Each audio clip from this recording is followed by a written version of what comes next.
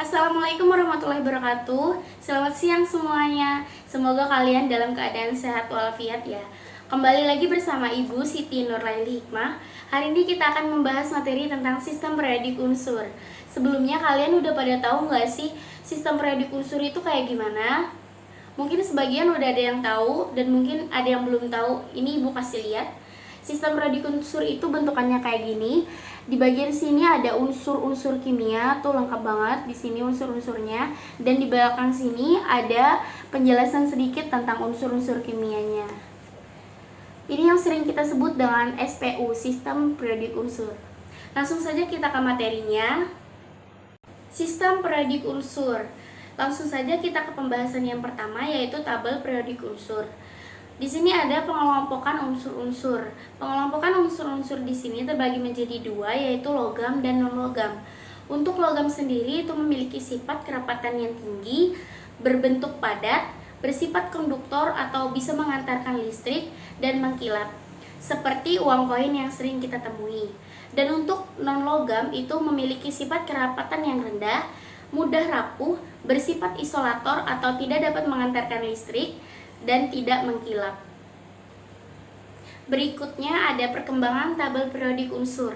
Yang pertama ada triad atau Dobereiner yang mengemukakan bahwa unsur-unsur dikelompokkan berdasarkan kemiripan sifat-sifatnya dan kenaikan massa atom. Tiap kelompok beranggotakan 3 unsur sehingga disebut dengan triad. Di dalam triad tersebut ada unsur kedua yang mempunyai sifat-sifat yang berada di antara unsur pertama dan unsur ketiga, yang dapat kita lihat pada contoh yang termuat di dalam tabel tersebut. Yang kedua ada sistem oktav atau Newlands, di mana unsur-unsur itu dikelompokkan berdasarkan kenaikan massa atom. Sifat unsur ke-8 mirip dengan sifat unsur ke-1 karena terjadi pengulangan sifat setiap unsur ke-8. Maka itu yang disebut dengan hukum oktav, sesuai contoh yang termuat di dalam tabel berikut. Yang ketiga ada sistem periodik pendek atau Mendeleev, yang mengelompokkan bahwa unsur-unsur berdasarkan kenaikan massa atom secara horizontal membentuk baris yang disebut dengan periode. Penyusunan pada periode akan berhenti dan berganti pada periode berikutnya jika terjadi pengulangan sifat unsur.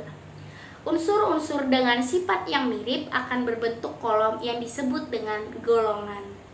Berikut merupakan contoh tabel periodik pendek atau Mendeleev. Selanjutnya ada kelemahan dan kelebihan sistem periodik unsur Mendeleev. Untuk kelemahannya yang pertama, adanya unsur-unsur dengan massa atom relatif lebih besar terletak di depan unsur dengan massa atom relatif yang lebih kecil. Yang kedua, penempatan unsur-unsur transisi yang persamaan sifat lebih mendekati dengan unsur-unsur yang mendatar daripada yang vertikal. Untuk kelebihannya sendiri, Mendeleev dapat melakukan koreksi terhadap massa atom dan letak unsur yang salah dalam penggolongan. Dan Mendeleev juga dapat mampu meramalkan unsur-unsur yang pada saat itu belum ditemukan, yakni dengan memberikan tempat yang kosong. Perkembangan tabel periodik keempat yaitu ada sistem periodik Lothar-Meyer, di mana sistem periodik pertama yang dibuat berdasarkan kenaikan massa atom dan kemiripan sifat unsur yang dapat kita lihat dalam tabel tersebut. Yang terakhir dari perkembangan tabel periodik unsur yaitu sistem periodik bentuk modern yang dipopulerkan oleh Henry Moseley.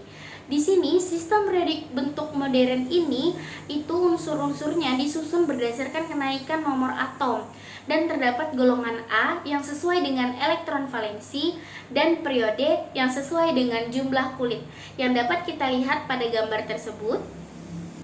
Golongan itu sendiri merupakan kolom-kolom vertikal dalam sistem periodik. Ada 2 cara penamaan dalam golongan. Yang pertama, sistem periodik dibagi dalam 8 golongan dan yang kedua dibagi dalam 18 golongan. Untuk 8 golongan itu masing-masing terdiri atas golongan utama atau golongan A dan golongan transisi atau golongan B. Nomor golongan ditulis dengan angka Romawi yang termuat di dalam tabel berikut. Dan untuk sistem 18 golongan itu terdiri dari golongan 1 sampai 18 yang dimulai dari kiri ke kanan. Berikutnya ada periode. Periode merupakan lajur-lajur horizontal dalam sistem periodik. Sistem periodik modern ini terdiri dari 7 periode, di mana unsur-unsur yang terletak dalam satu periode memiliki jumlah kulit yang sama sesuai dengan tabel yang tertera. Berikut hubungan konfigurasi elektron dengan SPU atau sistem periodik unsur. Yang pertama, nomor periode sama dengan jumlah kulit. Yang kedua, nomor golongan sama dengan jumlah elektron valensi atau khusus golongan utama. Letak unsur dalam sistem periodik dapat ditentukan berdasarkan konfigurasi elektron atau sebaliknya. Konfigurasi elektron dapat ditentukan berdasarkan letak unsur dalam sistem periodik. Sesuai contoh, di situ ada unsur A, X, dan Q yang memiliki konfigurasi elektron 284, 3881, 2818, 7 dengan periode 3, 4, dan 5 dengan golongan 4A, 1A, dan 7A. Selanjutnya, kita akan membahas sifat periodik unsur. Yang pertama itu ada jari-jari atom. Jari-jari atom merupakan jarak dari inti hingga kulit terluar. Dalam satu golongan, jari-jari atom dari atas ke bawah itu semakin besar, dan dalam satu periode dari kiri ke kanan itu semakin kecil. Dapat kalian lihat contohnya yang ada di samping. Itu ada yang berbentuk dalam satu golongan dan ada yang berbentuk dalam satu periode. Berikutnya ada energi ionisasi.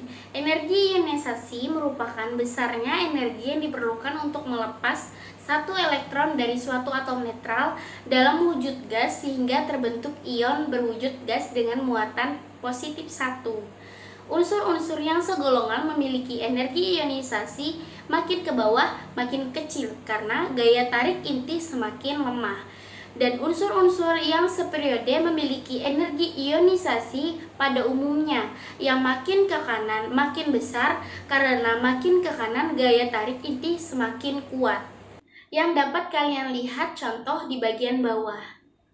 Berikutnya ada afinitas elektron. Afinitas elektron merupakan energi yang dibebaskan atau yang diserap apabila suatu atom menerima elektron. Dalam suatu periode dari kiri ke kanan memiliki afinitas elektron yang semakin besar, dan dalam satu golongan dari atas ke bawah memiliki afinitas elektron yang semakin kecil. Sesuai dengan contoh yang terdapat di bagian bawah. Kemudian yang terakhir ada keelektronegatifan. Keelektronegatifan merupakan kemampuan suatu atom untuk menarik elektron dari atom lain. Faktor yang mempengaruhi keelektronegatifan ini yaitu gaya tarik dari inti terhadap elektron dari jari-jari atom. Unsur-unsur yang segolongan memiliki keelektronegatifan yang makin bawah itu makin kecil karena gaya tarik-menarik inti semakin lemah. Dan unsur-unsur yang seperiode itu memiliki keelektronegatifan makin ke kanan itu makin besar. Dari materi yang telah Ibu sampaikan tadi, kita mendapatkan kesimpulan bahwa dalam satu golongan dari atas ke bawah itu memiliki jari-jari atom yang semakin besar, afinitas elektron yang semakin kecil, energi ionisasi semakin kecil, dan keelektronegativitas yang semakin kecil. Dan untuk satu periode dari kiri ke kanan itu memiliki jari-jari atom yang semakin kecil, afinitas elektron yang semakin besar, energi ionisasi yang semakin besar, dan keelektronegativitas yang semakin besar. Ya, itu tadi penyampaian materi dari Ibu tentang sistem periodik unsur. Setelah ini akan ada kuis yang Ibu berikan yang harus kalian kerjakan dengan baik dan benar. Dan Ibu sangat mengharapkan kalian bisa mengumpulkannya tepat waktu. Jangan lupa isi absensi yang telah Ibu sediakan biar Ibu bisa menilai kalian aktif atau tidaknya dalam pembelajaran. Kurang lebihnya Ibu mohon maaf. Wassalamualaikum warahmatullahi wabarakatuh. Selamat siang.